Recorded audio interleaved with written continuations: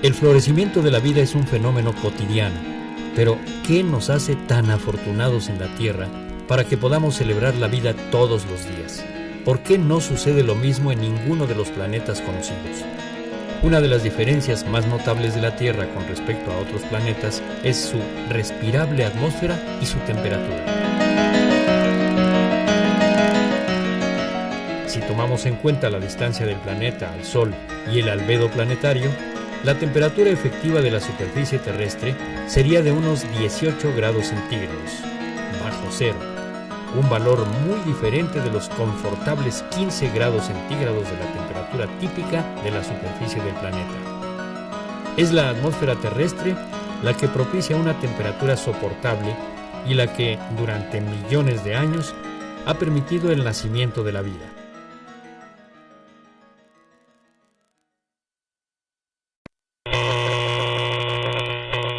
Todos los objetos, al calentarse, emiten radiación electromagnética. Mientras más alta sea su temperatura, más enérgica será la radiación. Vistas como ondas, mayor frecuencia y menor longitud de onda tendrán. La atmósfera terrestre es prácticamente transparente a la luz solar. Una tercera parte de la radiación solar que llega a la Tierra es reflejada de vuelta al espacio. El resto es absorbido por su superficie. Al calentarse, la Tierra emite radiación infrarroja de menor energía, invisible al ojo humano, pero a la cual la atmósfera no es transparente. Una parte de esta radiación es absorbida por la atmósfera y las nubes, otra parte escapa al espacio. La atmósfera se calienta a su vez y reemite radiación térmica infrarroja en todas direcciones, aumentando la temperatura del sistema climático. De esta manera, la temperatura en la Tierra es más caliente de lo que sería si no hubiera atmósfera, porque recibe radiación solar y atmosférica. Así, el calor se mantiene aún de noche cuando no llegan los rayos del sol. Cuando se empezaron a estudiar las propiedades que hacen que nuestra atmósfera sea tan habitable, no se encontró mejor analogía que un invernadero. En realidad, lo que pasa en la atmósfera no es lo mismo que lo que pasa en un invernadero. Al calentarse el aire, tiende a subir y es reemplazado por aire más frío. Esto se llama convección. La cubierta de un invernadero impide la convección y se ha demostrado que este efecto es unas 5 veces más importante que la absorción de energía térmica de la cubierta. Y en nuestra atmósfera no hay techo ni paredes que impidan la convección. Así que, más que un efecto de invernadero, lo que sucede en nuestro planeta es un efecto atmosférico provocado por las características particulares de nuestra atmósfera.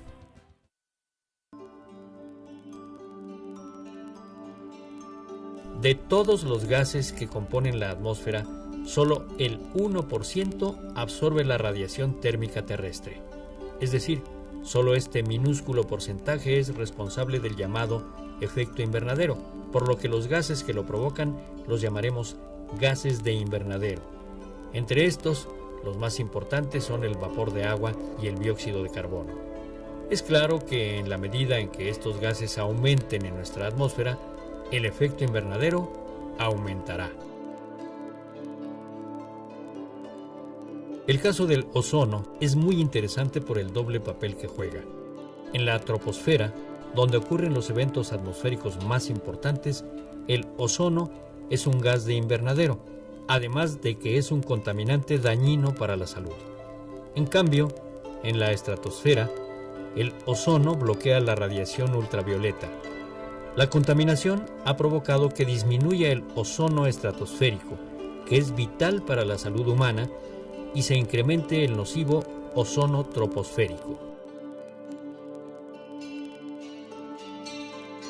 Otros ejemplos de efecto invernadero planetario los encontramos en nuestros planetas vecinos.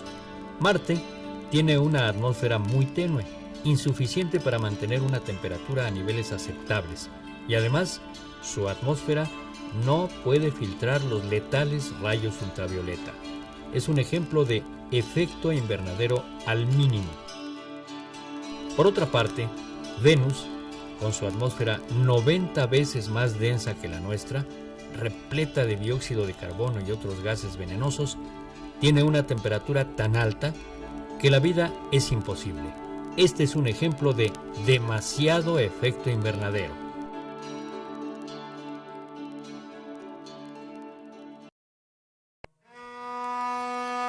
En los últimos 400.000 años, las cantidades de dióxido de carbono en nuestra atmósfera han oscilado en periodos de 100.000 años, en correlación directa con los cambios de temperatura, pero siempre se habían mantenido dentro de los mismos límites. Los niveles más altos de dióxido de carbono nunca habían sobrepasado las 300 partes por millón en volumen en todo este periodo. Pero a partir del siglo XIX, cuando la humanidad aumentó la quema de petróleo, gas natural y carbón mineral y aceleró la destrucción de los bosques, que son sumideros de dióxido de carbono, los niveles del mismo han llegado a las 370 partes por millón. En un siglo se ha alcanzado un registro que nunca se había alcanzado en 400.000 años. El efecto directo en la temperatura típica de la Tierra ha sido un aumento sin precedentes al que se le ha llamado calentamiento global. En los últimos 100 años, la temperatura típica ha aumentado medio grado. Se calcula que, de seguir las cosas como están, aumentará en un siglo entre 2 y 5 grados más. Comparado con lo que cambia en un día de verano en la Ciudad de México, parece poco, pero a gran escala, la temperatura típica rara vez ha pasado de 1 o 2 grados en periodos de 10.000 años.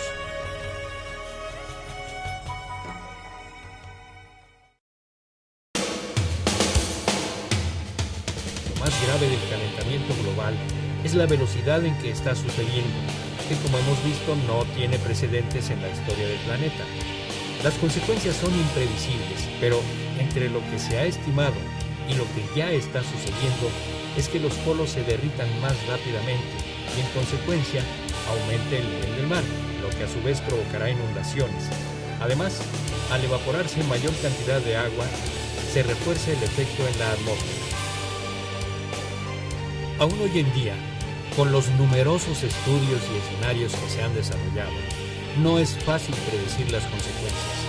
El fenómeno no es simple, pero lo que es seguro es que la alteración del clima tendrá consecuencias en la forma de vida en la Tierra.